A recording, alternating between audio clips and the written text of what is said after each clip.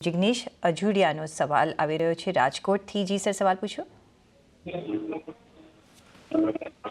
Hello જી, સવાલ પૂછો આપને સર। હા, આઈડીએફસી ફર્સ્ટ બેંક માટે મારો સવાલ છે। જી, શું સવાલ છે? એ માટે 87 5000 ક્વોન્ટિટી લીધેલી છે, બરાબર? જી, હવે એના માટે શું આપણે 87 નો રેન્જ કેટલો વખત તમે હોલ્ડ કરશો સર? કેટલો વખત આ કાઉન્ટર્સ હોલ્ડ કરશો? કેટલા સમય માટે લીધા છે? લોંગ ટાઈમ, આઈ થિંક 1 વર્ષ થઈ ગયું છે। હજી લોંગ ટર્મ જો સારો હોય તો હોલ્ડ કરવામાં કોઈ પ્રોબ્લેમ નથી। ફાઇન।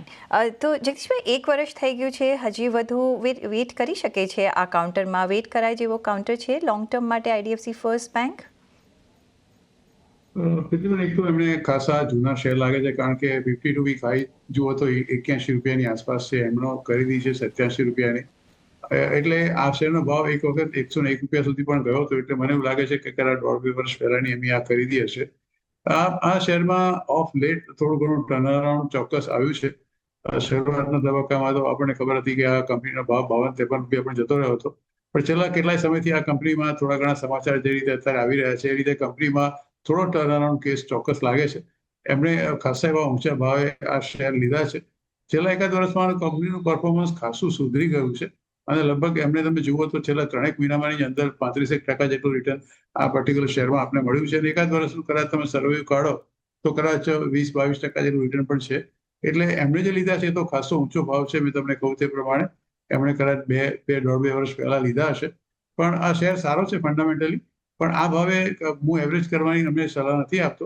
કદાચ એ ઘટીને 70-72ની આસપાસ આવે તો ચોક્કસ એક એવરેજ આઉટ કરે અને થોડો સમય વધારે આપે।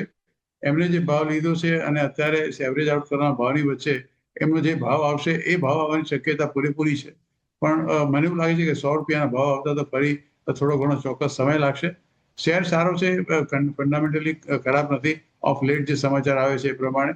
અને આ શેરમાં મને એવું લાગે છે કે કદાચ best thing is to hold it for longer time, અને થોડો નીચો આવે તો ચોક્કસ એ એવરેજ આઉટ કરી શકે છે। રિસન્ટલી આ શેરનો ભાવ ઘટ્યો હતો, 66 રૂપિયાની આસપાસ આવી ગયો હતો 5મી જૂનની આસપાસ। એવા સમયમાં કદાચ એવરેજ આઉટ કરી શક્યા હોત, પણ કંઈ વાંધો નહીં, આજે કાલે કદાચ કોઈ સંજોગોમાં મળે તો એવરેજ આઉટ કરીને તમે હોલ્ડ કરી રાખો। હું લોસ બુક કરવાની આ પર્ટિક્યુલર બેંકમાં સલાહ નથી આપતો।